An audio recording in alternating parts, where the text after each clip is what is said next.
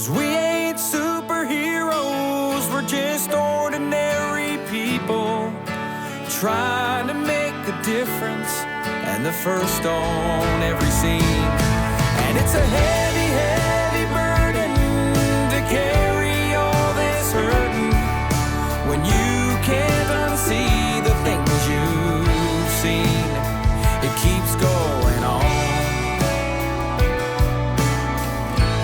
When those sirens are gone, it keeps going on.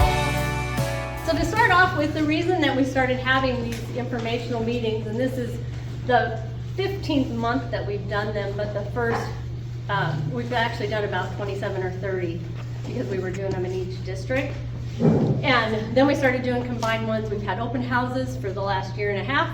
And the whole purpose is to get the information out to the people so that when you go to the polls, you make an informed decision. This isn't a vote yes or a vote no. This is the facts, and we want you to get the facts before you go to the polls. When we started off with our first levy proposed budget increase, we realized after that we've had a huge influx of people from other states, and that property taxes work a lot differently here, and the voting process than they do in those neighboring states. So there was a lot of misinformation and misunderstanding of how the property taxes work in the state of Idaho. So to start off, we get a lot of questions about the differences between the cities and the fire districts. Fire districts are a completely standalone public entity that are created under Idaho Title 31-14. There's 161 fire districts within the state of Idaho. Within the borders of those districts, they're formed. They can encompass multiple counties, multiple city limits. It all just depends on the borders of the district. The gray areas are the districts in the state. There's 62 city departments. That means that a city as large as like Boise, Meridian, and Caldwell are the only three in the Treasure Valley that have city departments. And when their populations get big enough and the services can be supported within just the boundaries of the cities, then that's when city departments are formed. Fire districts came along in Title 31 was enacted in 1943. The Middleton and Star Fire Districts were both incorporated and formed in 1958. So that's why their borders, we'll get into the size of the districts. But there's a lot of confusion about fire districts are a special taxing district. We rely 97 to 100% on property taxes. City of Star is in the fire district. Portions of the city of Middleton are in the fire district, and the city of Eagle. So we have 5 different governmental agencies that we work with within that border. In the Middleton Fire District, it's in Canyon County primarily, but that up top corner is in Gem County. And they just have the city of Middleton, Gem, and Canyon County. Response times are one of the critical reasons that we're here. It's what we're the most concerned about, and those have increased dramatically due to, obviously, all the growth in the traffic. I think everybody is pretty savvy on why response times are important. The Middleton, these are our areas of response. So to map out the Middleton Fire District, this is our current station in red. That's a 5-minute travel time from that station. And that's just as of 2023. That's shrunk down due to the growth and the increased traffic. Station 54 is the proposed station up there. We have the building and the one that we need to open. That's its 5 minutes. You can see that it's almost triple of what it is downtown because of that area up there and the access roads. So at 53 is the red, 54 is the peach. Anything outside of those colored zones is currently 5 to 20 minute response time for travel, just to get on the road and to get there. Optimally, that needs to be 5 to 6 minutes is the NFPA standard. This is the Star Fire District.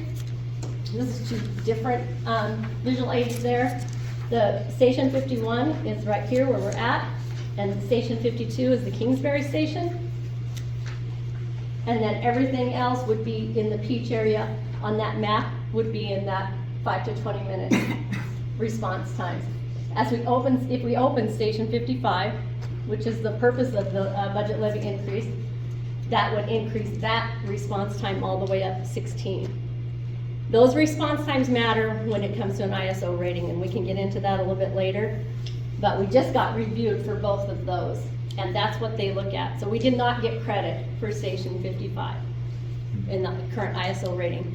Some of your insurance companies will base your insurance on ISO ratings. All commercial is based on ISO ratings. So how we deliver the service to you, how well we can do that, how many employees we have for the populations, that impacts the ISO rating, which is your insurance bureau. I think we just saw this. Why does each minute count? This is a chart that shows you that if a cardiac arrest happens, each minute that goes by, this is the chances of survival. We've had some cases like this. We had one across the street. It was a great day in Star that day. Someone was at a retail store, and the people that called in just said they were unconscious. They didn't know. And by the time the crews were all here, they were over there and started CPR and saved the gentleman's life. And so that was a great day. They got there in 4 minutes.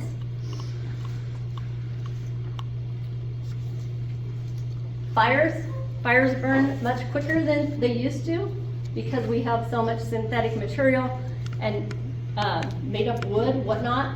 So the burn rates are much higher than they used to be. Matt, would you like to talk a little bit about how fast a fire catches a house on fire? Yeah, generally speaking, I mean, we could go into a whole class of it, but generally speaking, fire doubles every minute that it burns. But now with the modern fire fuels, a lot of us can look around our house and not much is actually wood. It looks like wood, but it's synthetic wood. Glues and all the other things that are added to it increases that. So regardless, we call them modern fuels, but the legacy fuels that we all based a lot of response times on, they don't exist anymore. Wood isn't wood, it's wood and glue. And so, and this graph really shows that if it's confined to the object of origin, then the chances of it spreading any further is pretty minimal. But now, speaking of modern fire, when it doubles that fast and then it becomes something that's synthetically driven, then it's a lot harder for us to keep it to the building or room of origin, and they get bigger faster, unless you have some fire sprinklers, some prevention matters and things like that. So that's really what this graph shows. Thank you, sir. Yeah. So we've talked a lot about level 0 lately because this is another educational piece. We know that around this station, the majority of the people that live nearby this station usually vote no. And that's because they say, I have a fire station in my backyard, right? What they don't understand is that we cover these entire 165 square miles of these two districts. So if the Star Fire District from Station 51 gets called to an incident up Highway 16, there is no one home. That's what level 0 is. So if you call 911 from back here, and maybe that incident took both stations' engines up there because it was a car accident, which we get often, then that means somebody's coming from somewhere else. So that's when it impacts you, if you're the second call. So if we're at level 0 and we get a 911 call, then somebody's gonna come from the closest available units. It could be Middleton, it could be Eagle, could be Meridian, Nampa, depending on where you're at and what's going on in the valley. When we have large incidents, it's gonna be further out. And the same with the ambulances. When they're out on a call, you're gonna wait for somebody to come from wherever they're closest by. So now we get to talk about my favorite part, and that's the numbers. So we also discovered that property taxes work different in each state. In the state of Idaho, we're based on an ad valorem tax. That means that each property, depending on its value, is taxed equally based on the value. In the state of Idaho, our budgets are determined when the districts are formed. Then there's statutory limitations on those budgets from that day forward. So if you start a new fire district, you go out and the taxpayers approve a budget. From that time forward, the maximum you can increase that base budget is 3% a year. And that was intended for inflation. We all know that inflation is not 3% anymore, but it's still the rule. The only other way that that budget can increase is if you have growth. So it used to be, we'll talk about that more in a minute.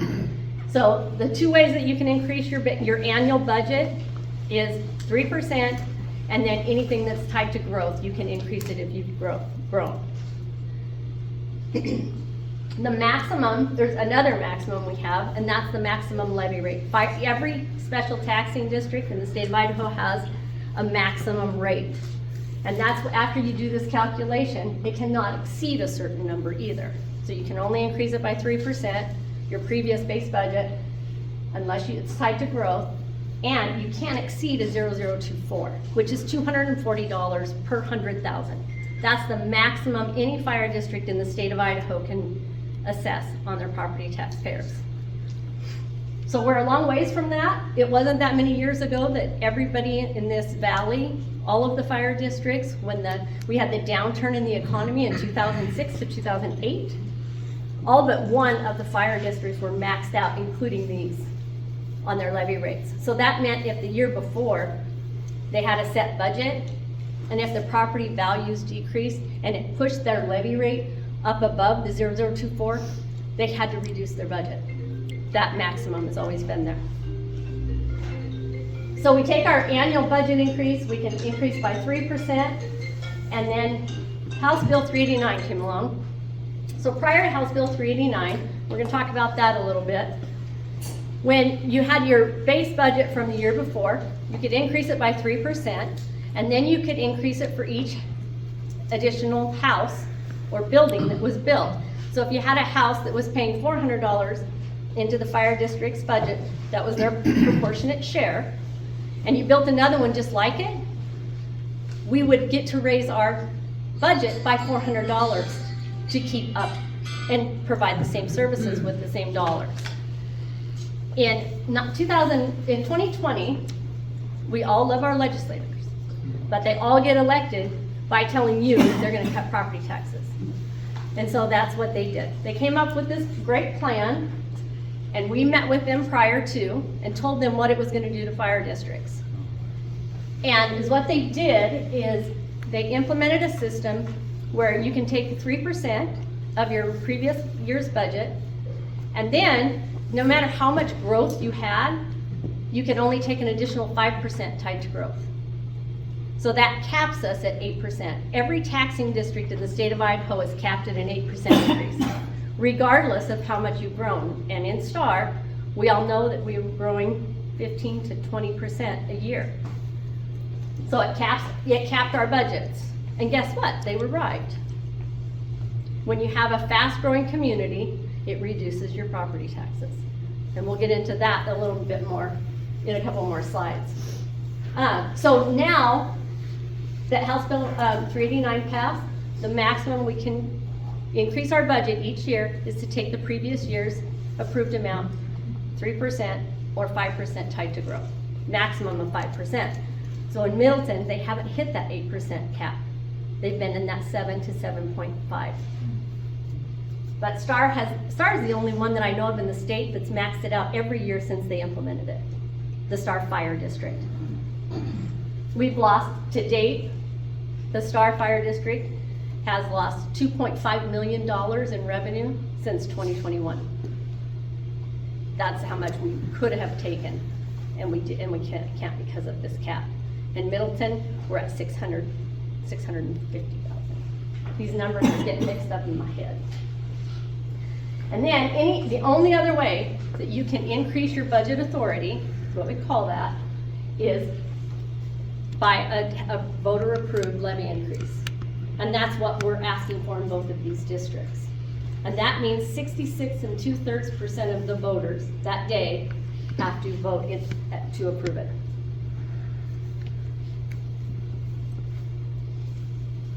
So when it comes to calculating the levy rate, people from other states think of the levy rate as driving the budget amount. The budgets in Idaho drive the levy rate. So they're recalculated every year.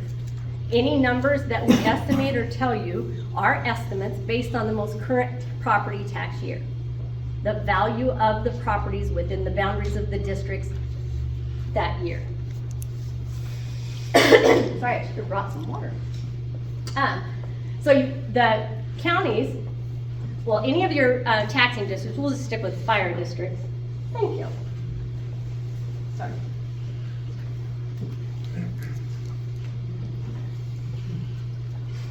So each taxing entity, fire districts, we have a form, it's called an L2 form, that you fill out and you put in your previous year's budget, add 3% to it, it calculates it for you, tells you how much you take. Then they go out and tell us, here is all the new construction in the boundaries of this, borders of this district.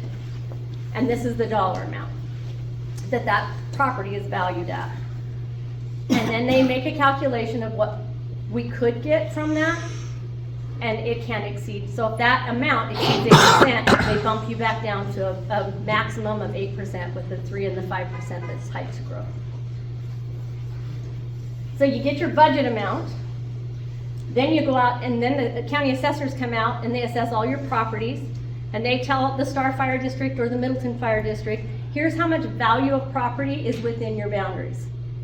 So when we have all this commercial that we've gotten in Star, our property values have went up tremendously because of all the growth, and the commercial finally came.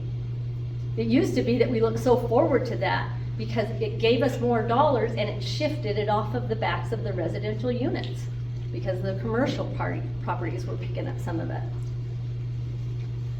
So they take our budget of 4.2 million, let's say. Here's how much value of properties within the boundary, and they divide that into the property values to have a proportionate share, and that creates the levy rate. That's the only time the levy rate will ever be that. They're never the same because it's recalculated every year, and it has to do with property values changing up or down and the amount of the budget. So we once the levy rate is determined, then it takes, how it calculates your taxes is what do you own? What's the value of your property? And they multiply that. Obviously, if you live in your home, you take off the homeowner's exemption, times your property value, and that's your portionate share of the, to support the fire district budgets.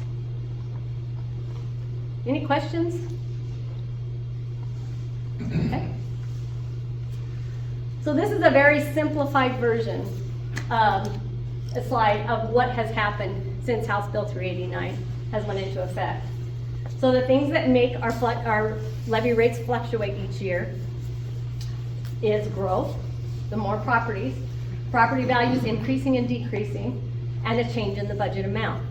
Some districts don't even increase their budget 3%, so it just stays status quo. It just depends on where they're at. There's rural areas that don't need any more money if they don't have employees and that kind of thing. You're not required to take the 3%. The maximum you can take is 3% of your previous year. So if you had 5 homes and you had a $1,000 budget, then each house is going to pay, it's divided equally. We're going to pretend that they're all the exact same value. So each house would contribute $200 to meet that fire district budget. Then the next year, we get to increase that $1,000 by 8% max, because we went way over the limit on the number of homes we built. We doubled in size. So we get to raise the budget to 1,080, and it doesn't matter that there's 10 homes sharing that now. So now you have 10 homes sharing that same pot, and it reduces it to 108 for each household, per 100,000. Well, in this case, it's per household. So then, because people like different pictures, this is the same exact picture, same exact scenario, but it's showing you that it's the piece of the pie.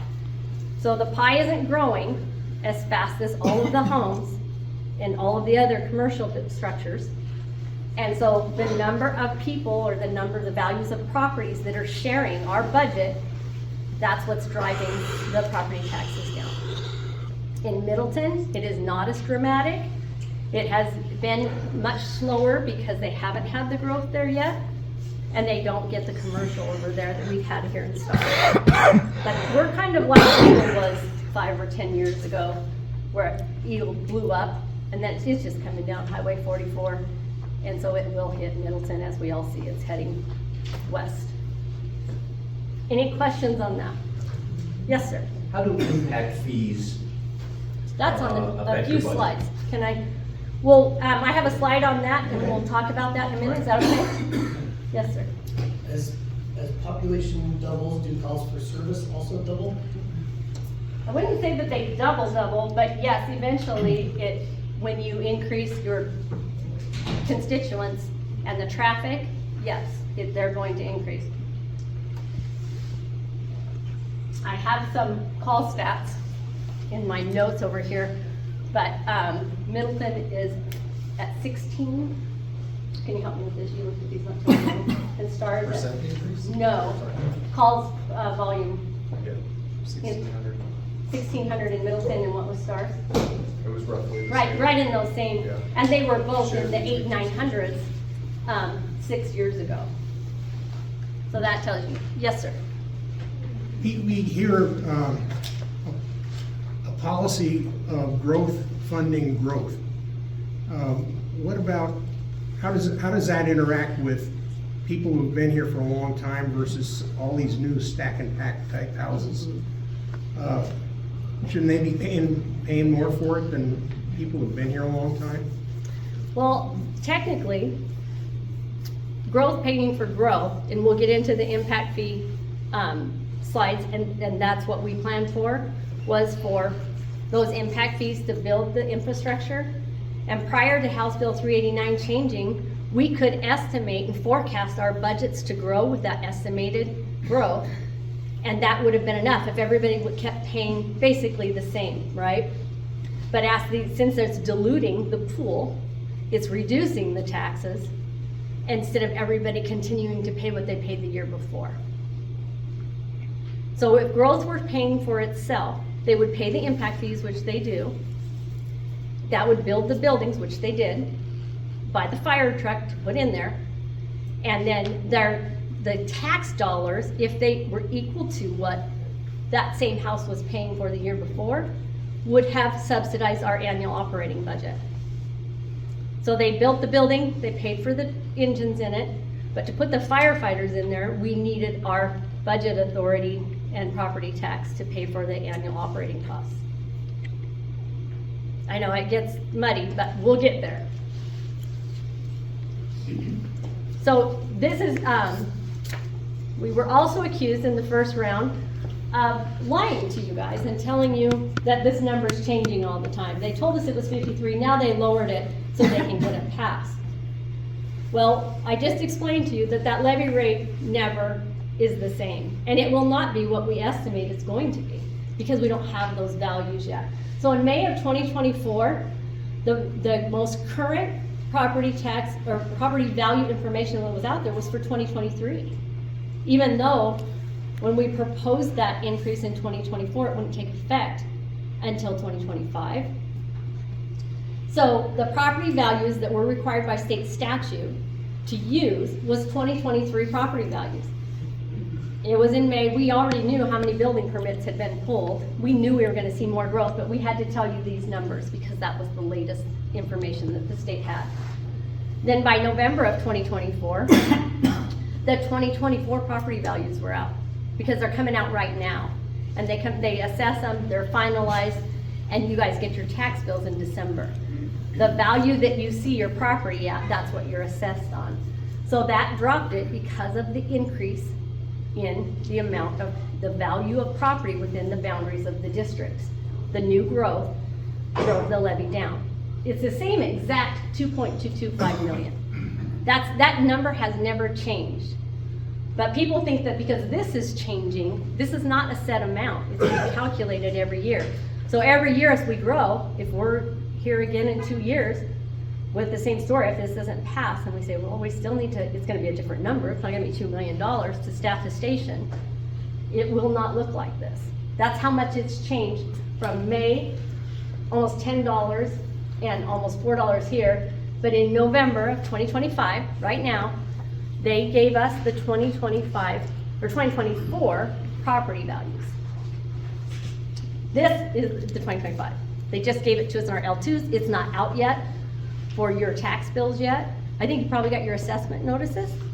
That has your current value on there. So that's why the estimate now has dropped to $37.93 in Star, and it's $54 in Middleton. Does that make sense? Great. This is a chart that's going to show you what the fire levy has done. When we talk about the levy rates, this is where we were in 2016. It was $202 in Star per 100,000. And in 2024, it's 81. And in 2025, it's in the 70s, 74. Right here.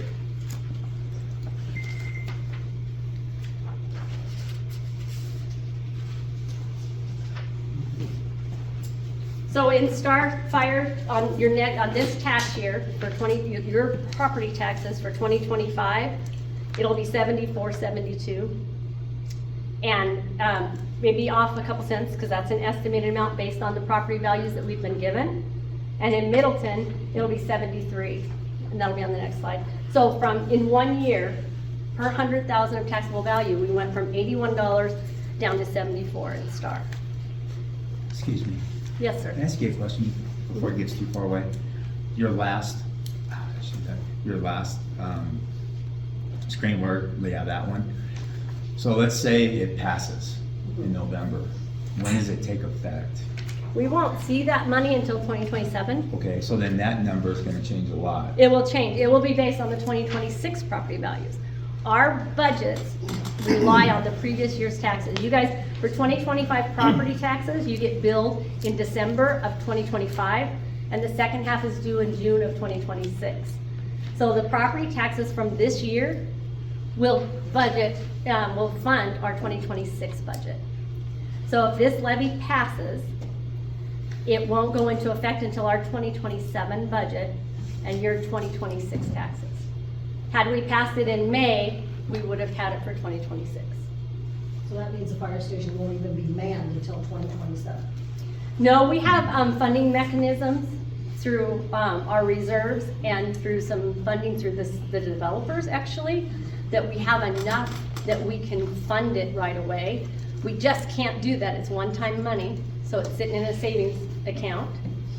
And we can use that to go ahead and staff that station for a year until we get the funding from property taxes. We have to know that we have a sustainable funding mechanism before we can go out and hire 9 firefighters for each district. So we'll be able to staff it as soon as we have voter approval that we'll have the funding, permanent funding going forward.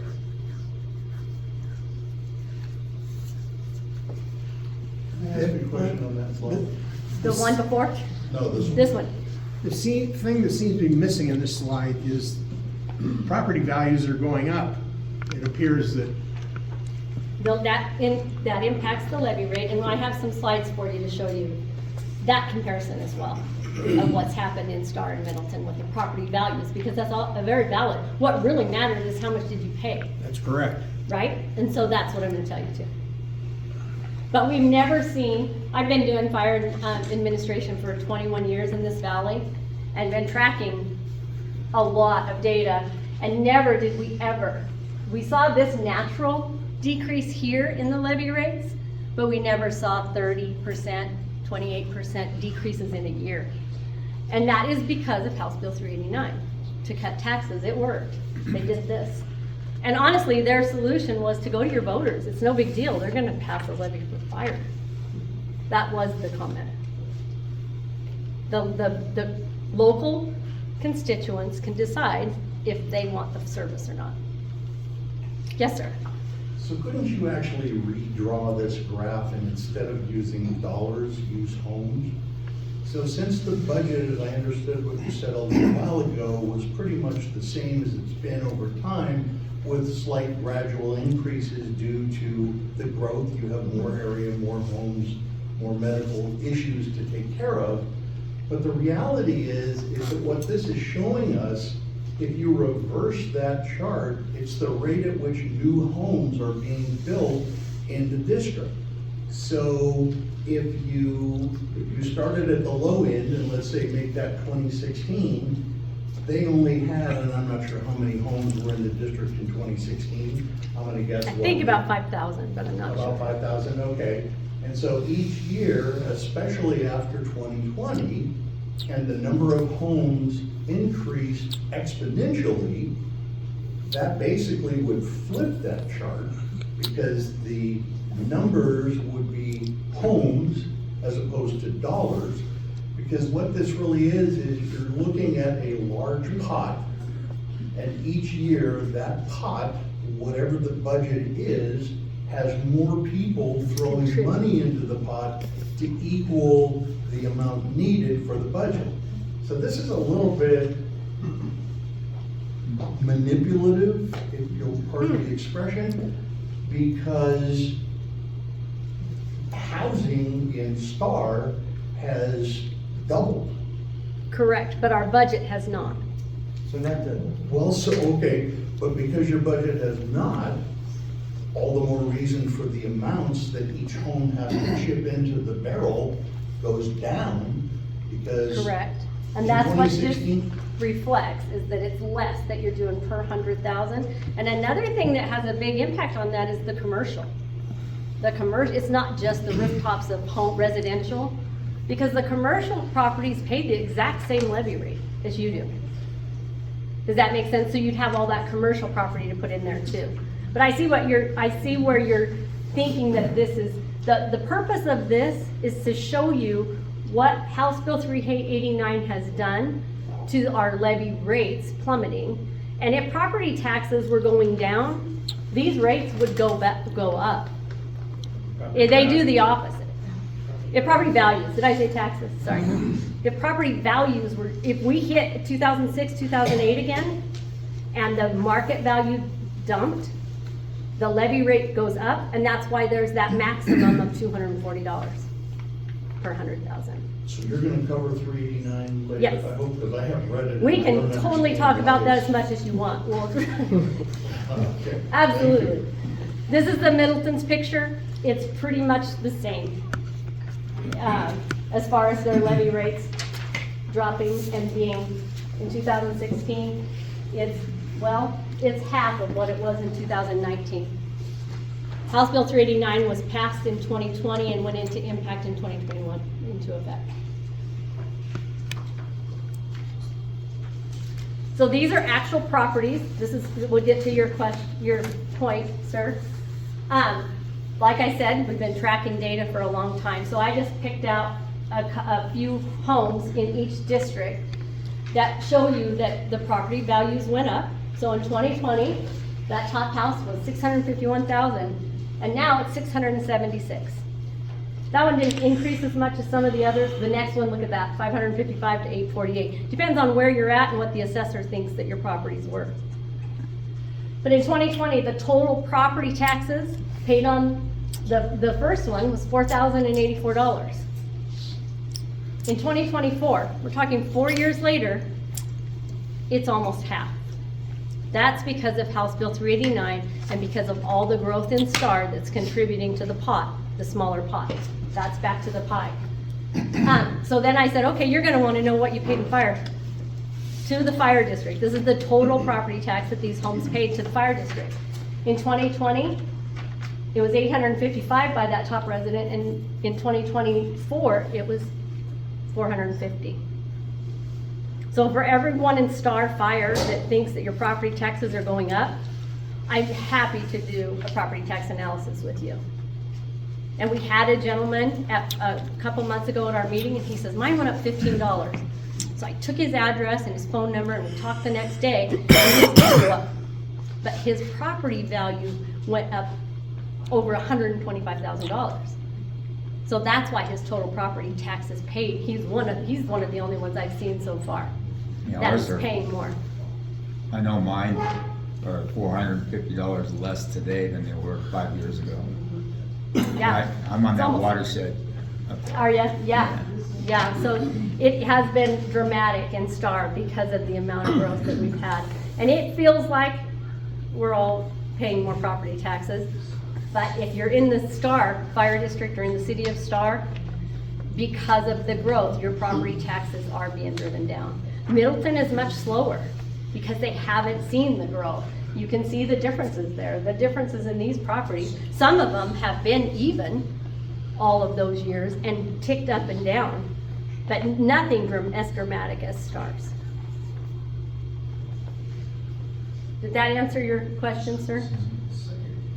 This, about the property values, this addresses that fact that yes, it does. If all of the property values in the district go up 10%, everybody's going to pay the same amounts. Their property taxes will fluctuate the exact same amount. But if you live across from a brand new subdivision, so they think that makes your property value more valuable on the real estate market, then your assessment might go up more than a guy that lives across town in an older subdivision. I think what your question more or less was is, how come the stack and pack houses, as you call them, stack and pack houses don't pay for more than maybe your house that's been here for 20 years or whatever it was? And it was back to the first thing that she said. We live in an ad valorem tax state. Every property has to be taxed equally. So because yours has been here for 20 years and the new one comes across the street or down the street or whatever, the value gets taxed exactly the same. Per hundred, by $100. That's state law. You can't have different tax rates on different houses. no So matter growth whether- doesn't pay for growth. Growth does not pay for growth anymore. It pays for the infrastructure, and we're gonna get into that. Well, But the that's- property taxes our budgets do not grow at the same rate as the growth. So they're not paying us the same rate, they're reducing yours. They're diluting the pie. I know, sir, I knew that was To simplify it, you're limited to 8%.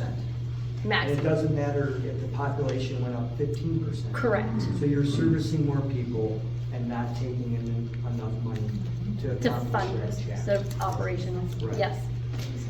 Very true. The first graphs, I'm gonna tag onto your question here. The first graphs you showed us with the areas that were serviced in Station 54, this is the new one, correct? 55. 55. 55 and 54 in Middleton. You were talking about permits that were being pulled. Is that the growth pattern you're estimating will need? Yeah. When For we, servicing for that area too, but are those homes currently occupied to? it's happening fast around But that not yet, station. correct? There's a lot. We'll get into the impact fees. We're up to how many permits? It's about 900 this year. 900 to 1,000 permits a year. So that's what you're basing part of the need on, are the permits. Are those And from yes. builders or Both. developers or individuals? It Because if depends. it's a development, It gets passed. selling those will be a little bit of it'll be extended over a period of time versus somebody just coming in and buying a brand new home for development to fully be executed, I guess. To contribute 100% of the value to the budgets, is that what you mean? So their portion of the property taxes? Yes, and then when they buy, will it dilute down further? As soon as as soon as it gets its occupancy and is taxed at its full rate, then it will dilute the pie some more, because that's another value of $500 or $700 or $800,000 of value that comes into the pot. It doesn't matter if the house has been sold to you or me or anything. If it has a certificate of occupancy, the builder that built it will start paying the tax on it. And then once you buy it, or I buy it, or whoever buys it, then it just gets transferred over to us. But once the certificate of occupancy, the city gives the certificate of occupancy saying that that house can be occupied, then it goes on the tax roll for the next year. So even if it's empty and hasn't been sold yet, the builder will be paying the taxes on that house. Which would lessen to your service calls because there's nobody occupied. Correct. Okay. Doesn't happen very often in Star. I think that Homes are total snatched up houses. pretty fast. Total houses for sale in Star, the last number I heard was just a couple weeks ago, was 212. 80% of those were already owned houses that people were either upgrading or moving someplace else. So 20% of them have never been lived in. So that's kind of what you're asking, I think. Thank you.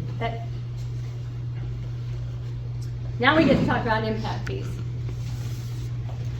So in 2018, both the Middleton and the Star Fire Districts implemented impact fees. We saw the growth coming. We knew a lot of these communities that are being developed today were planned and approved by the cities back then. And we looked at where's that growth gonna hit, where are those developments planned, where are the schools planned. And so that's why we implemented impact fees. We were two of the first districts in the state of Idaho that implemented them. We started collecting them on every new build. It's not if you remodel, it's not existing, if somebody has an existing home that burns down and they build, they do not pay an impact fee. It's only new structures. Commercial properties pay the impact fees as well. So every new property that's built, or building that's built, pays an impact fee. Those are restricted funds. They go into a restricted account. They cannot be used for anything except for to build the building, purchase the land, or buy fire engines that have a lifetime of 10 years. So those funds that's where growth is paying for itself. They all paid into the impact fees, everybody did. We put them into an account and we built that station out there with those fees. And we're remodeling Middleton's, it's an old building that was out on Harvey Road, and we're turning that into a stepped fire station with those impact fees. So we accumulated those, all the growth paid for. If we hadn't done that, this happened in CUNA, they'd come to you. We'd be coming to you for a bond right now to approve so we could build a station. And we'd be coming to you to buy the fire engines that go in it that are over $1 million today. Yes, sir. Real quick, for everybody that might be watching, can you explain the difference between a bond and a levy? Absolutely. Bonds are also restricted by state statute. They can only be used to build infrastructure. You can only build buildings. We passed a bond in 2019 when we bought this. This was a vitamin factory. And it had went back to the bank. We had a fire chief that wanted to punch holes in the walls and turn it into a fire station. And we needed one. We were downtown. And so we passed a bond and we could pay for structures. That's all you can do. And you can buy fire trucks, engines, equipment with it, if you include it in your bond approval. It's voter approved. Levies are meant for operational. And if you have enough budget authority, you can put money into reserves. We used to build our apparatus fund replacement, equipment replacement. If we had to replace this station, we couldn't have used impact fees for it. We would have had to have used our reserves or went to you for a bond. Yes, sir. I think on the topic of impact fees, if I understand correctly, that if you don't use them, you have to give them back. That's true. I The think impact that's fee an law is important very point. stringent. The Right. process that you have to go through to implement impact fees, you have to get an outside consultant that specializes in an impact fee study. We do a 10-year plan. You have to have a capital improvement plan that goes with it, a growth plan. They go through a formula. They determine what the existing taxpayers have already contributed to get the assets that we have, and they come up with an equation of how much the maximum amount we can charge for an impact fee. So then it's very complicated. We have to go to every other agency, taxing authority. They have to have, in order to collect impact fees, you have to have ordinance authority. The only people that have ordinance authority are cities and counties. So in the Star Fire District, we worked great with the city of Star. They're very supportive. They implemented them right away. Eagle took some time because it was a political deal. The city of Middleton is collecting them, and so is Ada and Canyon County. So we have to go to 5 entities then and present our capital improvement plan and our impact fee study to get them to collect them for us. Middleton, we went through the same process. We went to Canyon County and Gem County and the city of Middleton to get them implemented there. Once you start collecting them, they go into a fund. They're all date stamped from the date that they're paid. You have to use them in 8 years. You can get an extension of 3 or you return them. So I don't believe that the existing taxpayers would be very happy if we hadn't built that station and spent the money because we needed it, it's what it was for, and then gave the impact fees back, and then eventually you would have to pass a bond and pay for it.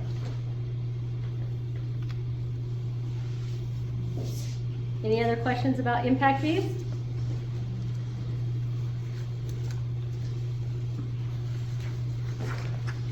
So this is what the budget levy, the proposed increases would cover. Both fire districts have the same exact picture. It costs the exact same amount, no matter where you live, to open a fire station with 9 firefighters and pay them and provide the equipment. So it would be 24/7 firefighters. All of our firefighters are EMTs, and they would staff this would staff a station in each district. The citizens of the Star Fire District, all of your tax dollars stay in the Star Fire District. The Middleton Fire District, all their stays in Middleton. So that's something I didn't go into yet, is our shared administration, and we have a joint powers agreement to operate together. So in 2018, we went to both of the boards and suggested sharing administration. And it started out that we shared the fire chief and we shared the district administrator, which is my position. And that has grown into, now we share all administration. We share our operations chief, we share our fire marshal, we share our all administrative staff, and then we have battalion chiefs who are supervision 24/7 over all 3 stations. Star pays for 2 and Middleton pays for 1, we share those. Any expenses that we co-purchase things, we went out and co-purchased some engines together. That saved us $30,000 per district. By sharing administration, and each district doesn't have its own fire chief and its own administrator, that's over $450,000 a year that we save per district by sharing administration. Our fire stations, another way we save money now that I'm on that roll. For instance, this station, it was an old vitamin factory. We called the bank, convinced them to sell it to us. The city helped us out with a co-purchase because they had the funds in an account that they were holding for a bigger project down the road.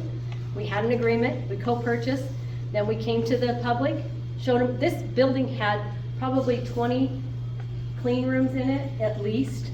It didn't look like this at all. It looked like a vitamin factory and smelled like a vitamin factory. It was a vitamin factory. Yeah, and the walls were green, lime green.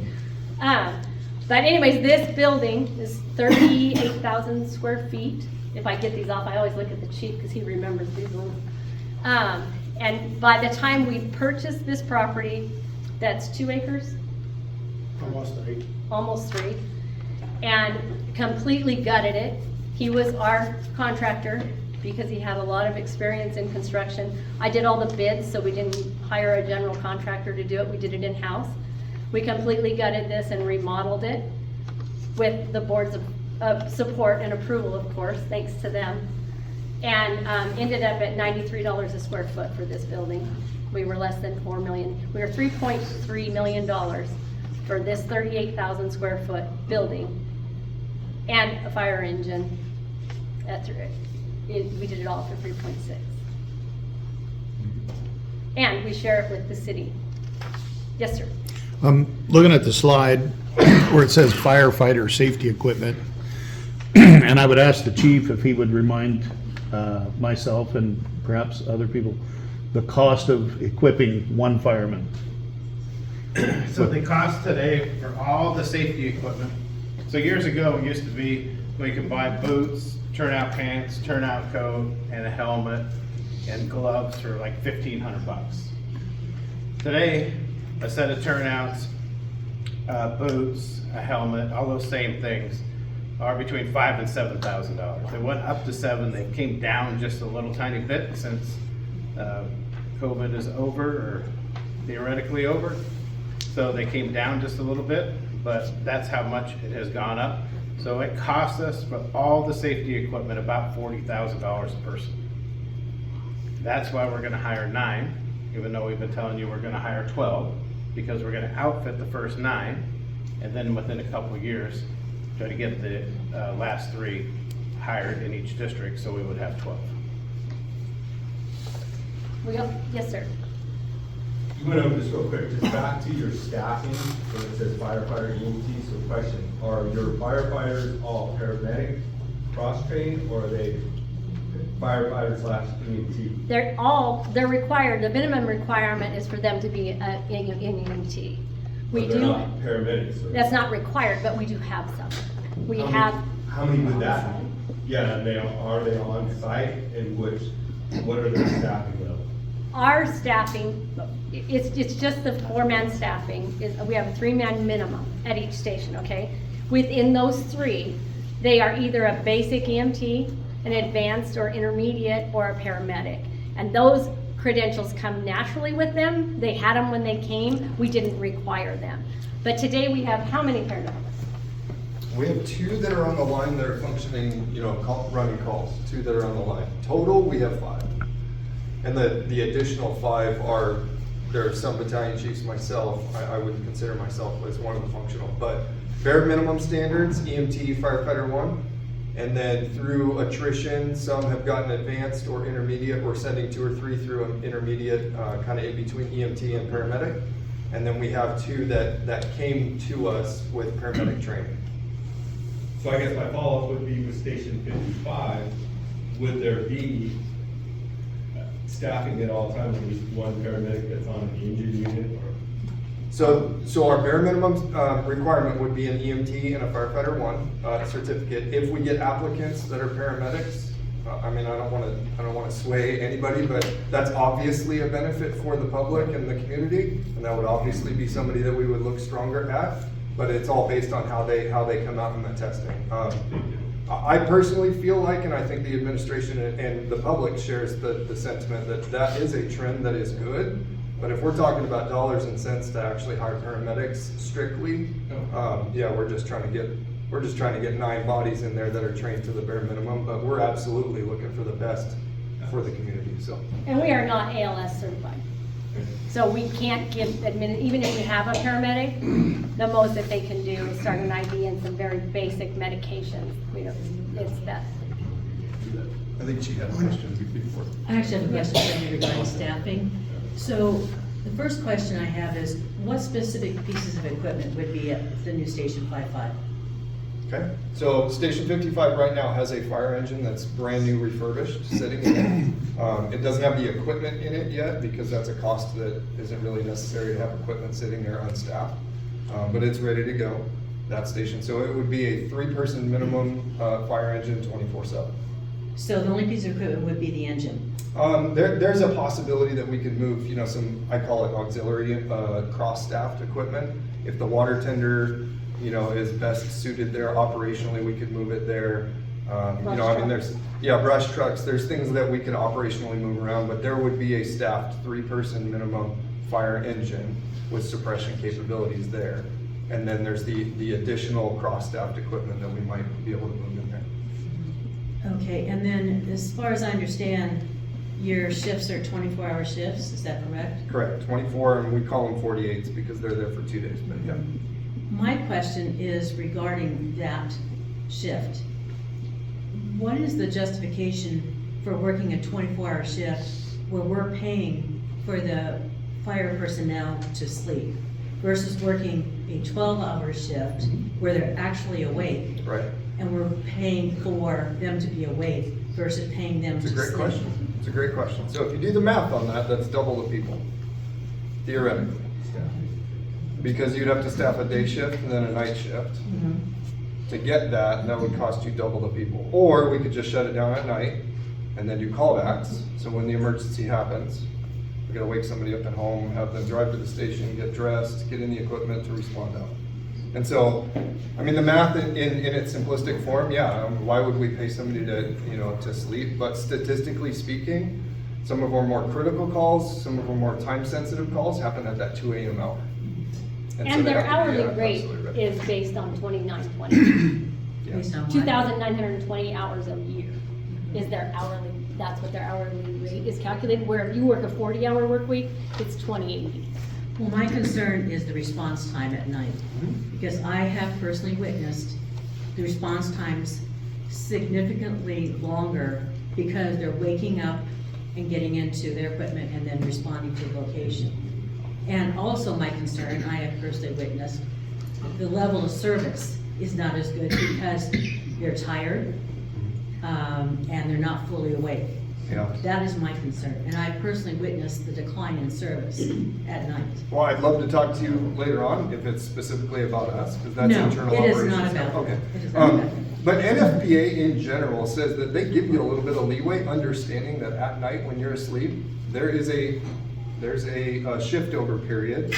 And any of us that have been in the fire service or public service where you have to wake up in the middle of the night, my wife laughs at me because I can go to sleep within 5 minutes of laying down if I'm woken up in the middle of the night, because I'm trained to do that. But I can also wake up in the middle of the night if the tones go off and function right now where there's kind of a lag period otherwise. But generally speaking, NFPA understands that if 60 seconds is the response time during the day, then they'll give you 90 seconds at night or some variation of that. Meaning there's an understanding that you have to wake up and do those things, and we train to that, and when we get better at that as the years go on, for sure. But if there's a decline in service and it's not specific to us, I would still love to talk to you, because I hope that we don't represent that at all. It's not specific to you. Okay.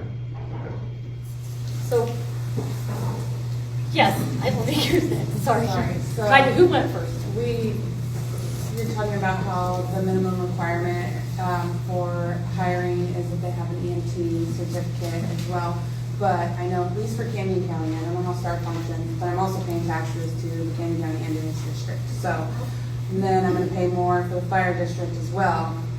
So is Canyon County Ambulance also gonna be housed at this new station on top of them that I'm also just got a levy increase for? Are you talking about the Middleton Yeah. one? We currently have some. Yeah. Yeah, you just house them in though, Middleton. but yeah. But they're a separate taxing They're a entity. separate taxing They're ran by the thing, so- county. Yeah. Yeah. So the ambulance districts are stationed in different locations.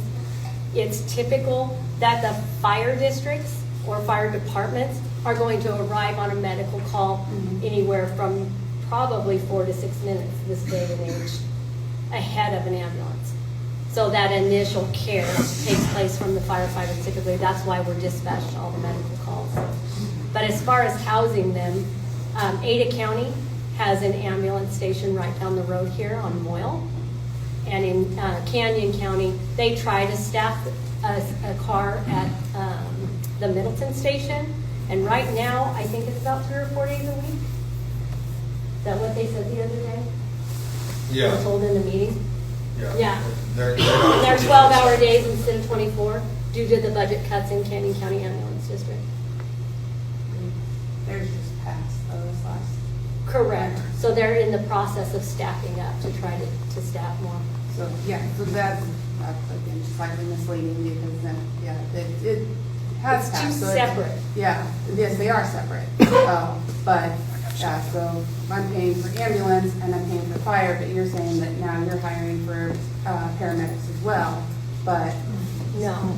No, we're not hiring for Our paramedics. Yeah. if they come here as a paramedic, they'll use the paramedic skills that they're allowed to, but they're not allowed to use ALS, which is advanced life support. They can't administer drugs. They can start an IV and give you fluids, and there's a handful of other things Matt can probably follow up with on what aspirin, some. Yeah, there's a few handful of things. medications. Yeah. I mean, that's that's a very unique situation when it comes to our paramedics operating within their system. But I think what you're asking is, why would I pay more for fire department to increase staffing if I'm just paid more for the ambulance district? Is that kind of what you're saying? Well, kind of, but then you're saying that your minimum requirement expectation is that they come in with both certificates. With an EMT and a firefighter? Yes. Correct. Yeah, so, but I'm already paying, like you said, I'm already paying more for the ambulance district, that just passed, and then now I'm gonna pay more for the fire department, which I understand they're separate, Right. but I'm It's for assuming preserving with those life. two certificates, their salary also reflects that, No. The ambulance district? the fire department. Oh. When you hire and your expectation is they have both certificates, their salary would reflect that. If we required them to be a paramedic, we would have to pay them more than just a firefighter with an EMT. But we do not require that. If they naturally come to us, like Matt did, with his paramedic, it's a bonus for us, but he doesn't get paid more because he has that certification.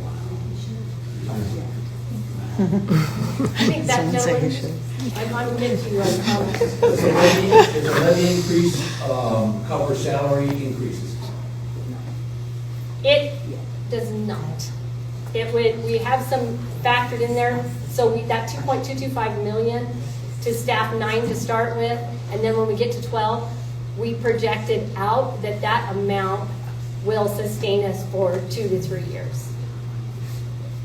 And then we have to rely on the 3% or the additional 5%, the 8% max, or continue working with legislators to get it changed so that emergency services can be funded through a mechanism that's sustainable.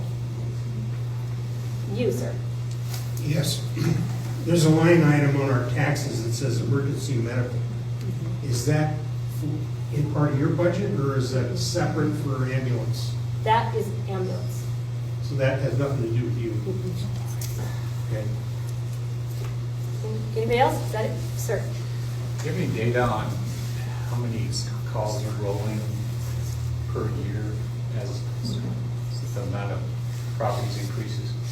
So we've grown 100% over the last however many years. Do you have any trend data to show how many more calls you're rolling against how many more? I don't have it in this slide, but they have almost doubled since 2016, 2017.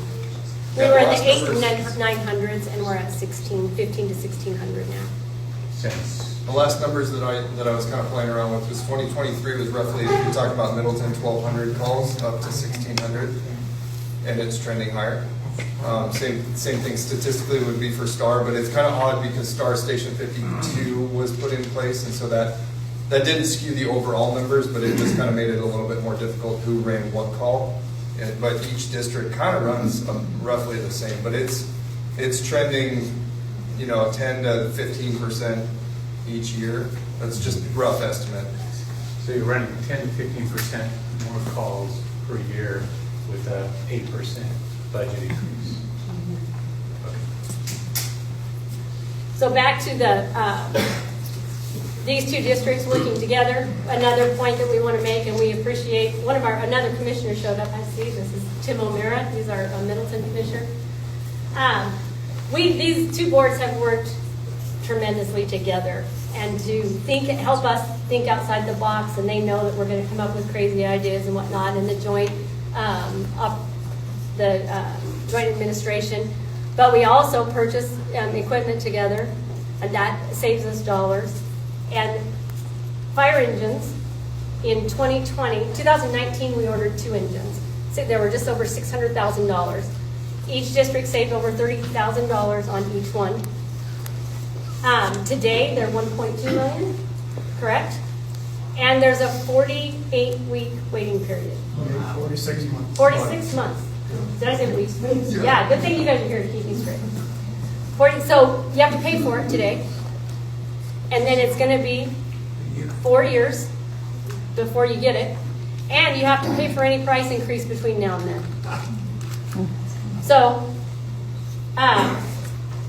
the chief and his helpers, I'm not sure who discovered the refurbishing of fire trucks in Henderson, Nevada. Then there's Fire Trucks Unlimited, and they refurbish trucks. So we're on our second one.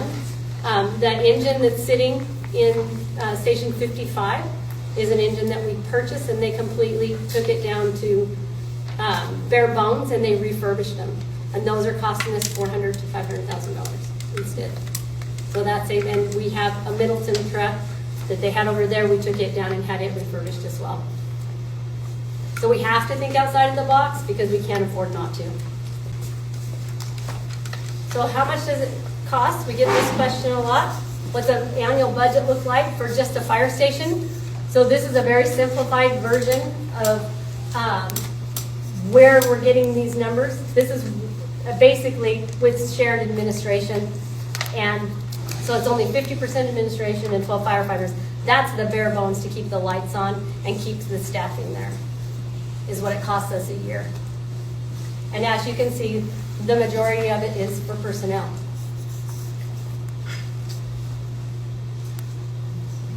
Any questions? Yes, sir. You know the answer. I'd like to point out that Middleton and Star both are in a situation where we have lower paid firefighters than the rest of the valley, and we train so many of our firefighters ourselves and lose them to other communities once they're trained. And we've worked hard the last couple of years to try and rectify that and get them up to not be the lowest paid and try to meet that average, but it's tough. It's tough to keep up with Boise and Meridian and Maine and Eagle and those big departments that have more money.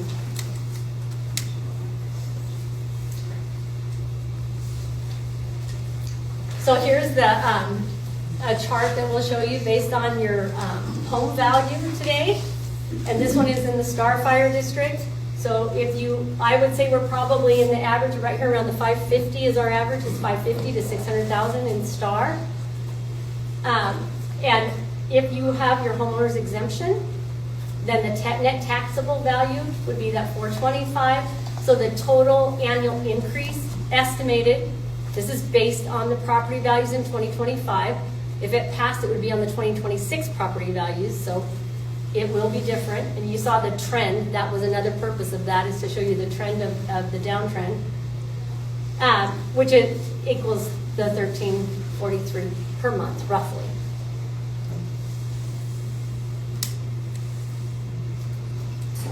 This is the Middleton picture. Same thing.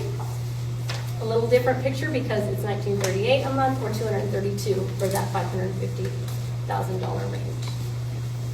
That's in addition to what we have today. So I have one more fun note for you. I did a little research today because I thought this was valuable information. As we look around, I might have to get my glasses out for this one.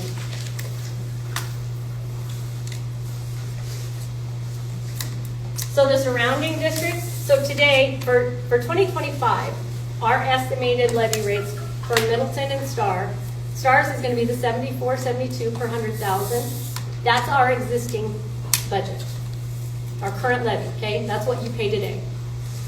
Middleton pays 73.25. If you lived in Eagle Fire District, you'd be paying 101. If you lived in Nampa's Fire District, you'd be paying 110. 109.45. Caldwell's paying 102. CUNA Fire District's paying 80, and then they pass the bond that's over $10 or $11 per 100,000. North Ada County, does anybody know where that is? That fire district? Have you heard of Hidden Springs? They pay $160 per 100,000. Whitney Fire District, which is south of Boise, they pay 108. And Sunset Fire District is a fairly new district. Have you guys ever driven to Iowa City? You know those homes that sit over there?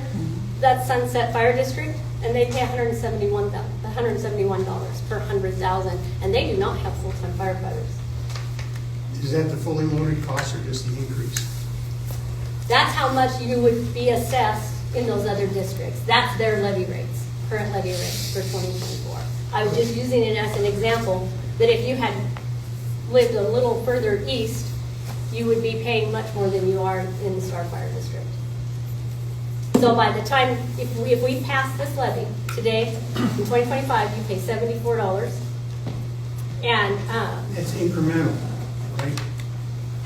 correct. And then if we pass it, it would be an additional 30. So the combined amount would be $112 in the Starfire district. Your total, which is pretty close to the average across the valley. In the Middleton Fire District, you would be at 132. And that's because they don't have the property values over there to show you. So just fun facts and things to think about. If you lived in the city of Boise, let me get the city ratings up for you. Does anybody care? The city taxes are quite, the Star City taxes, I believe, are $56. Let me tell you what they are. I thought this was interesting information as well.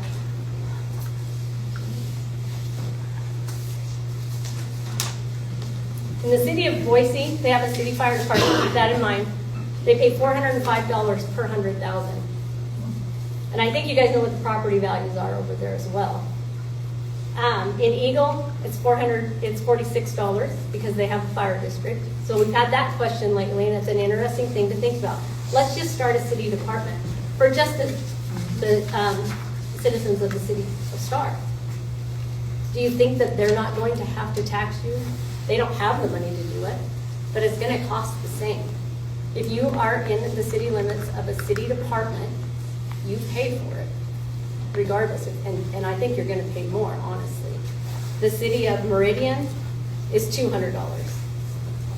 Kuhn is $131, and Star's $56.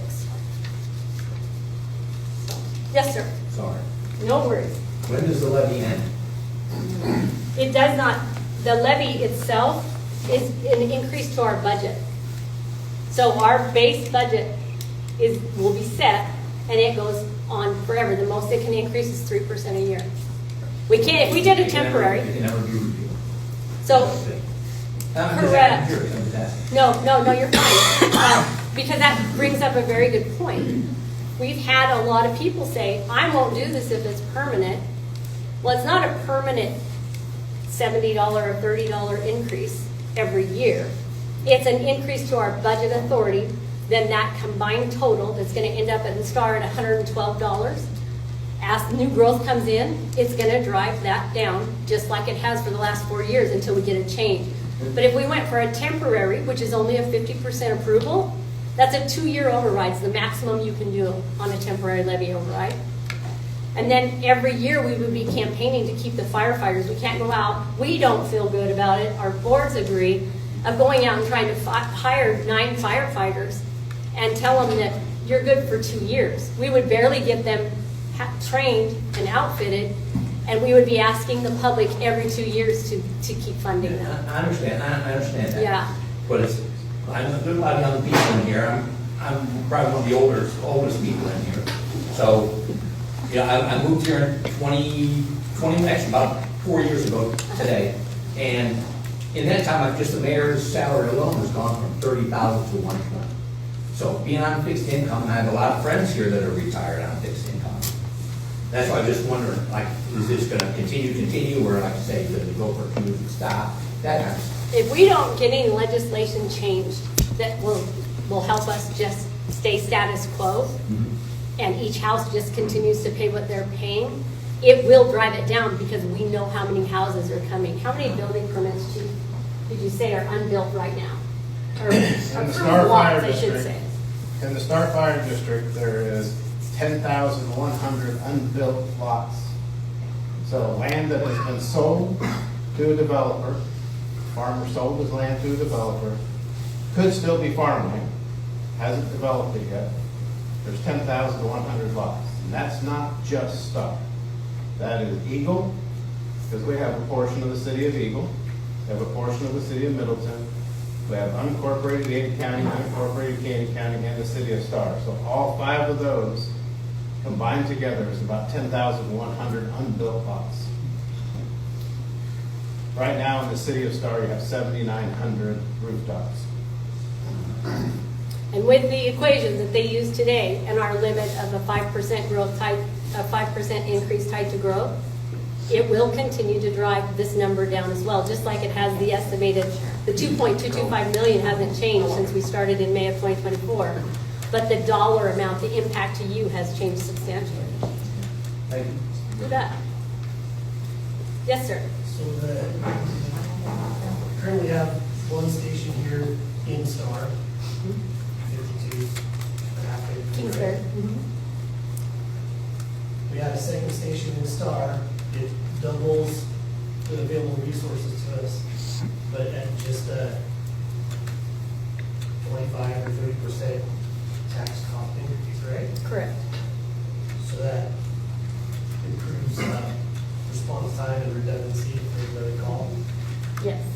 And if that's not there, what are run times or response times like from the next year? Is usually Depends on where it is in the district, but she can talk about this more, about who would come. So, Which chief? Is that what the question was? this fire station will respond in the color that was on that map in about 5 minutes. Going out towards station 55, it's a 10-minute response, 8 to 10-minute response, depending on the time of the day. If there's a huge amount of traffic or not, middle of the night, it's going to be faster. So when you have this station is out on another call, let's say it's behind us in Pinewood Lakes. The next station, without 55 being there, will be the one from Kingsbury or the one from Linder and Eagle, which adds another 5 minutes to their response time. So to that area, you're talking about 10 minutes. And it doesn't matter what side that they're coming from. If those two are busy, you add another 5 minutes. It'll either come from downtown Eagle or it'll come up from Whitey High School or from downtown Middleton. So when we're all busy, which that's what level 0 is when every one of our resources, all 3 of our stations are on a call or on different calls, but they're all not available. All the response times, even if it's the house behind us, is going to be at least another 5 minutes. And then the farther, if that station is busy, it's another 10 minutes, 15 minutes. It'll go all the way into Caldwell, and we have had Meridian Station 32, 35, and we've had even Station 16, I believe, in Boise, have to come over here and run calls because other stations were busy and maybe only busy in their own area, not because we had 10 calls at one time. Does that make sense?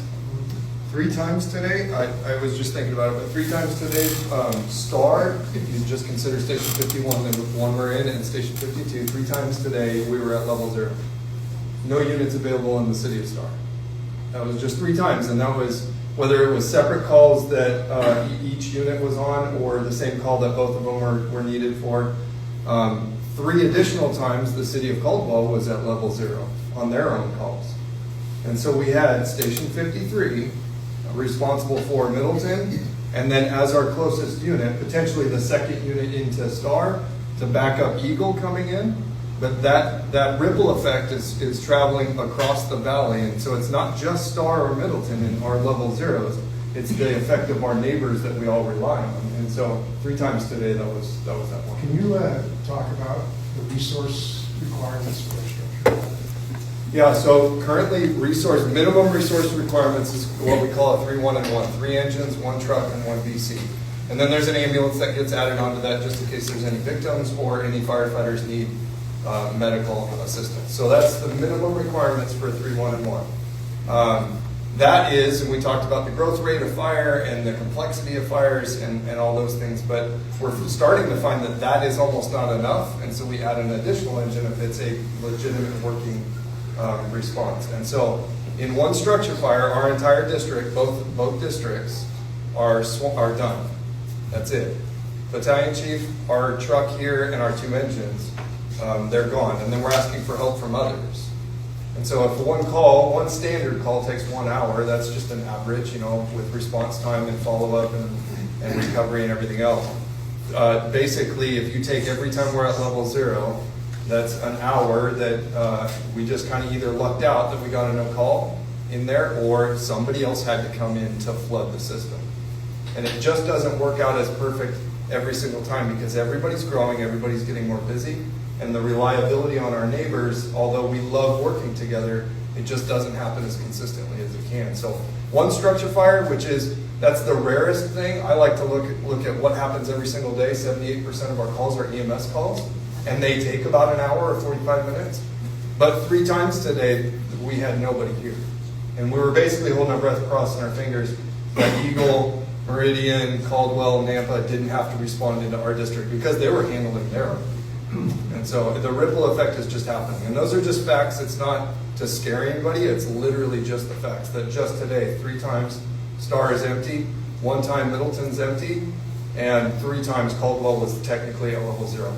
So we can't fabricate the help, but we do our best to try to clear each other from calls as fast as possible and be responsible and execute as quickly as we can. But to your point, ma'am, if you're a taxpayer and I'm responding to your house, I don't care what time it is, you get my time. You get my time 100% of that dedication time. So I'm not going to slap you under the rug and hurry up and rush through that call for the sake of something else. You deserve better than that. And so that's what we expect of our crews is when you're there, you're committed. But we do our best to kind of stretch resources, but it's getting more and more difficult. So add that to response times and it's kind of a double-edged sword. Yes, sir. You shared earlier that you work very closely with the city and the council on staffing issues and things that affect the fire department response times as such. Yet we continue to see approval by the council and the city of new housing developments coming in. Are they not cognizant that your response times are getting farther and farther? How does that impact you? It would frustrate me. So, Idaho has very strict property rights laws. So the city has a comprehensive plan that they follow. And if the farmer decides to sell his property and the developer is the one that chooses to buy it for highest and best value, and highest and best value today is growing houses instead of corn. So they do that. The city gets to say what the density is. They get to say in a development agreement what is going to be dedicated to a park, a school, whatever. We are in there as the fire district, and it doesn't matter if you're in Middleton or Star or Eagle. We go to all of them, Ada County and Canyon County, and we give them our response time to that area on a piece of paper that says all of our requirements, that it has hydrants, it has this, it has that, and all those other things. We say current travel time to this development is going to be X amount of minutes. They don't have the ability to say no, even if it's 20 minutes. They can't say, you sold the property to your husband. And you can't say, we can't say no to him. The city can't say no to him that he can't develop it, even if it takes us 20 minutes to respond there, because of the property rights laws that Idaho. Does that answer your question? Is there recommendations that you can make to slow down a development of a property? Moratoriums put on until such time as services for the citizens can be met in a reasonable time frame? So there's, excuse me, there is, you can do, the city can put a moratorium on for 6 months. So that's the maximum that you can have you can delay somebody from doing a development, is 6 months. After 6 months, you have to have a solution. So we don't have a solution. Our only solution, because we're 97, 98, whatever % reliant on property tax, is a levy increase. So that's the only solution. So yes, they can delay it, but if there's no solution, they get to go right back and start building again. So there is no way to stop it from happening. Slowing it down would definitely help, though. Slowing it down today would help 10 years from today. So a lot of these developments that are coming in, I mean, some of them are immediate. I'm not going to deny that sometimes developers will get their ownership and start their development right away. A lot of these developments, a lot of them around Station 55, were approved 2 mayors ago. They weren't even approved by the city council that we have today. So they're, I mean, like, I want to say Colina Vista or something. That was established and started. I think it's maybe just finished now, above Beacon Light. That was approved, I want to say maybe 2011, 2013, in that area someplace. So it's so far behind what is approved today. So if they stopped today, if there was a mechanism that they could legally say no more building in no more development approval in Star, you still have 10,100 lots. And that includes, you would have to get Eagle to get on board with that as well, because the Valnova development, if you're familiar with Valnova, there's 6,000 acres with approximately 6,000 houses that will be built in that development when it's built out over the next 20, 30 years, whatever it is. The first 2,200 of those houses are in the Star Fire District. So everything that's developed right now and beyond there a little ways is in the Star Fire District. So you'd have to get Eagle on board with doing that as well. And so it's hard. It seems it would be. And some of those things, that development was annexed into the city of Eagle in 2013.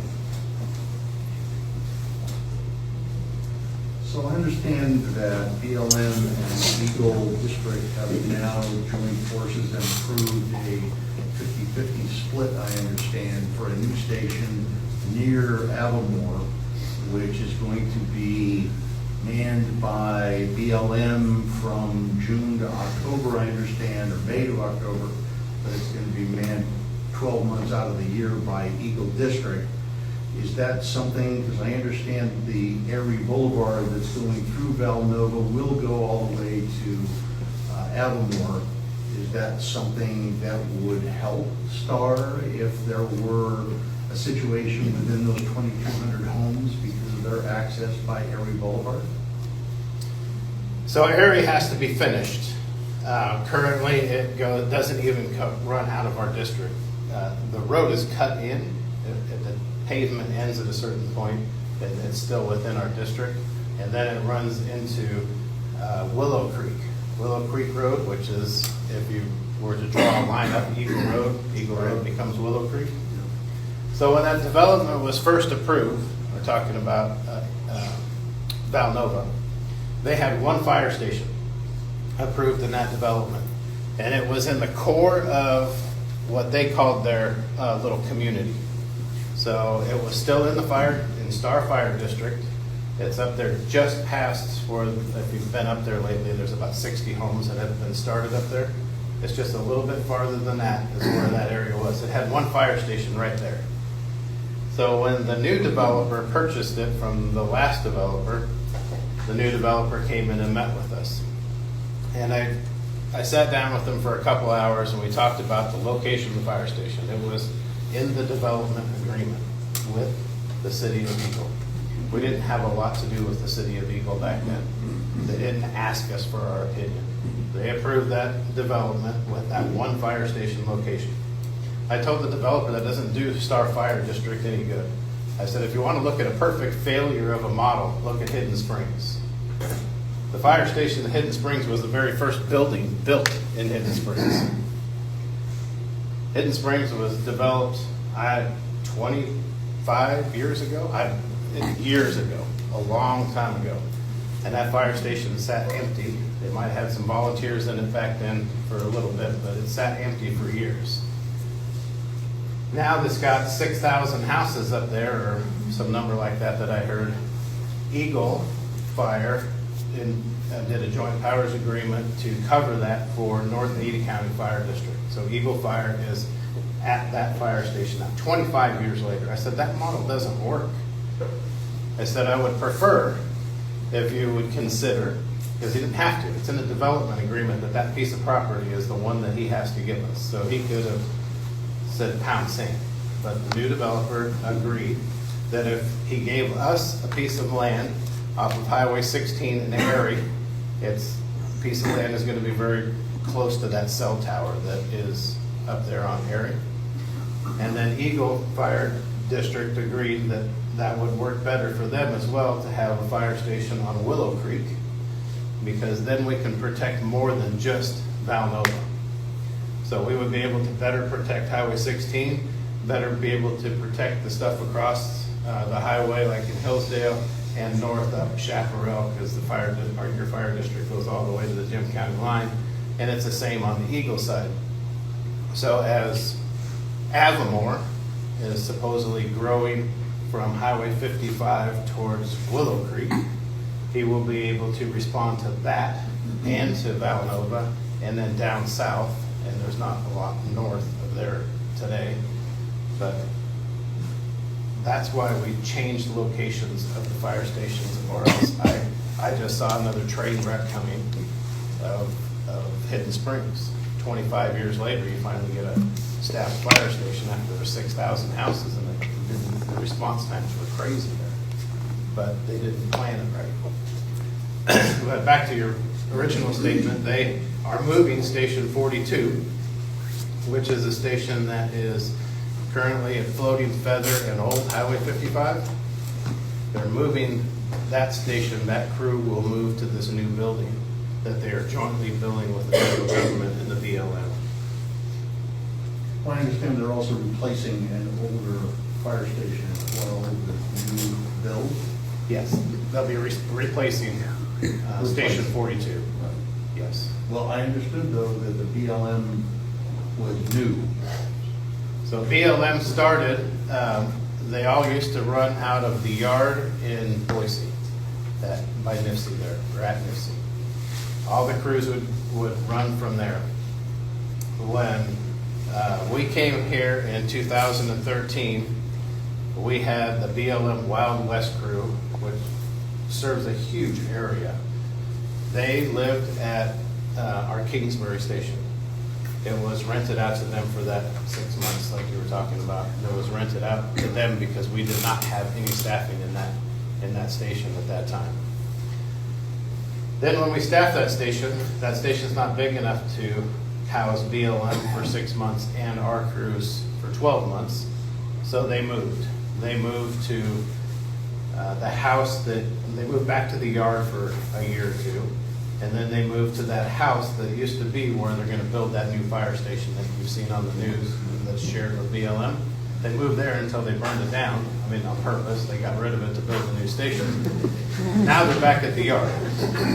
So right now BLM responds to our area, our BLM ground here, all the way from Nifsey in downtown by the airport. That's the closest BLM engines that we have to us. So that BLM ground that is in our fire district is our first responsibility. So 911 call comes in because there's a wildfire on BLM ground. We respond to it. They immediately they get called to it, and then they come and sometimes they take it over, or we usually with a lot of other agencies, because those fires can grow very fast. We stay there until it's pretty much all knocked down, and a lot of times BLM will spend the night there to make sure nothing flares up after the fires are knocked down. So it'll be a benefit to us when they are closer, which would be Highway 55 and Beacon Light. Thank you. And what's it gonna cost for them to build that? Isn't it like 10 million? I bet $10–15 million for that station. The station that Boise just finished on Boger in State Street, maybe?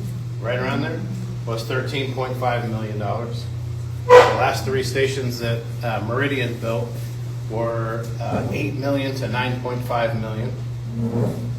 Caldwell built a fire station a few years ago now for $8 million, and Nampa built a station, I believe, for $6.5, $7 million.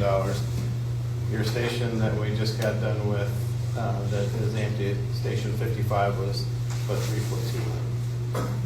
So we are being fiscally responsible with the money, even though the developers paid for it. We're still fiscally responsible with that money to make sure that we're not wasting money. We built it as efficient and as least expensive as we could, and we had the land donated to us. I did have one more question. Yep.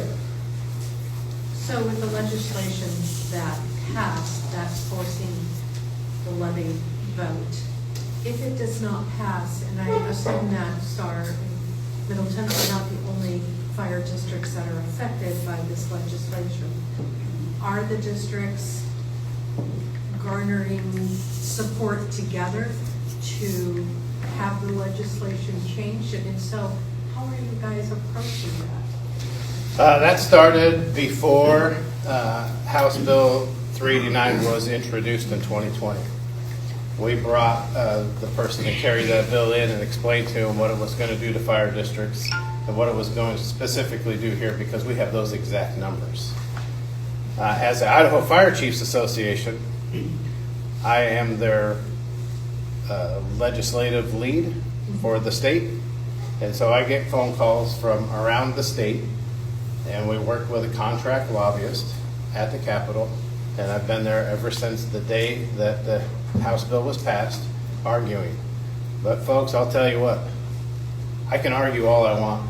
I'm just known as the whiny-ass fire chief that comes to the Capitol. It's falling on deaf ears. What we need is 30,000 people to stand in front of that building and yell.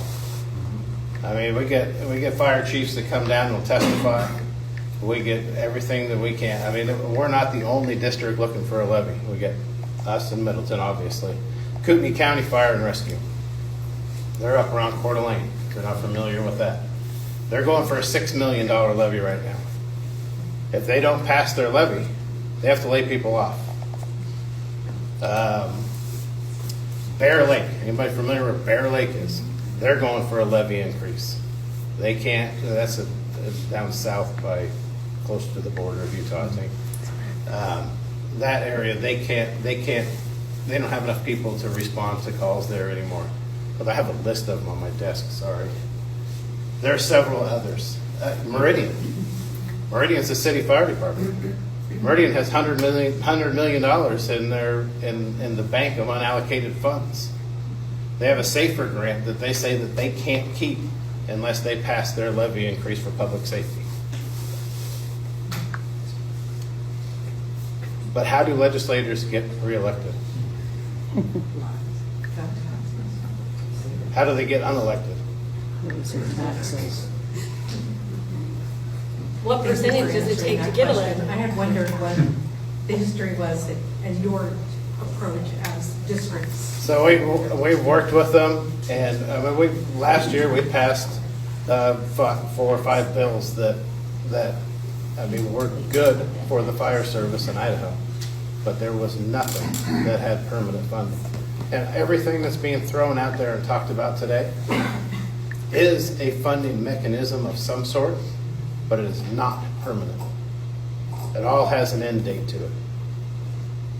And an end date doesn't get the firefighters that you guys deserve, because I can't guarantee them a career. So this levy is going to handle this one fire station. Correct. That's going to, add level 0 from 2 calls to 3 calls. So the next time with all the growth we're having, is there going to be another levy for the next fire station? If there is, I'm not going to lie to you, if there is no permanent fix that comes up between now and then, we'll be standing right here again asking for the same thing. And I'll tell you what, this is the hardest thing I've ever done. I hate it. Tim. Chief, we started working on the impact fees, I think in 2006. You remember when we finally got them through the legislature? How many times we've actually gone and spoke to the legislature and the county commissioners before we actually got them passed? Well, we got them in place in 2018. We did ours in 18. You were able to do it before that. I don't remember what year, but it was a long time ago. It was like in 2008. We first put them in 2008. Yeah. The developers fought us, and we had to go back to the legislature to get it changed. The hard part was change it for again so that we could get apparatus included in. Which the we just did legislation. 2 years ago, 2 or 3 years That ago. was just a few years ago on that one. The hardest part with impact fees is fire districts don't have ordinance authority. So ordinance authority is something that a city and a county has.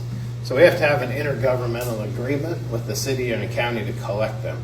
They're technically not our fees. So fire district, here's an interesting fact for you. Fire district is one election cycle away from losing everything. So we get a new mayor, we get an entire new city council, Star, Middleton, Cooney County, I don't care where you're at.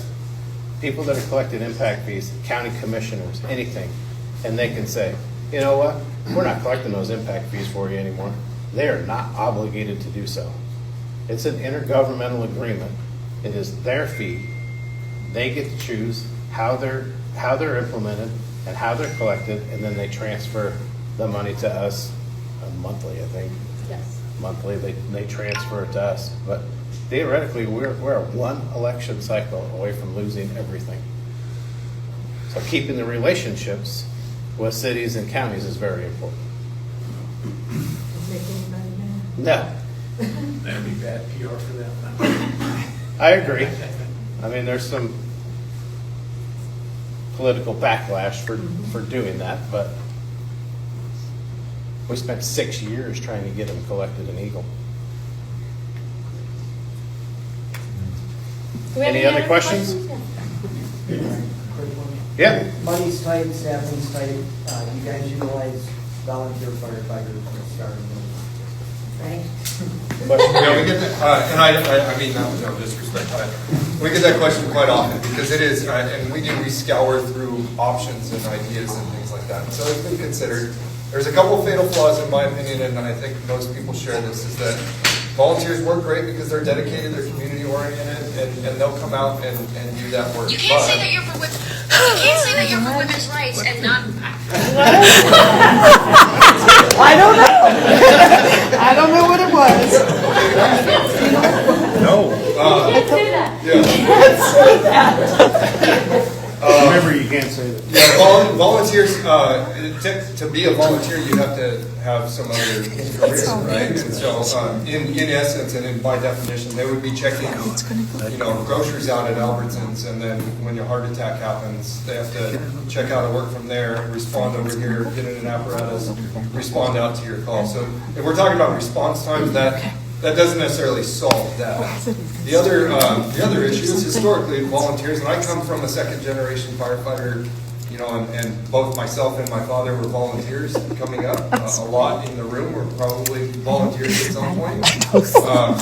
But the training and the experience and the continuation of those skills in an ever-changing craft is really what I call this.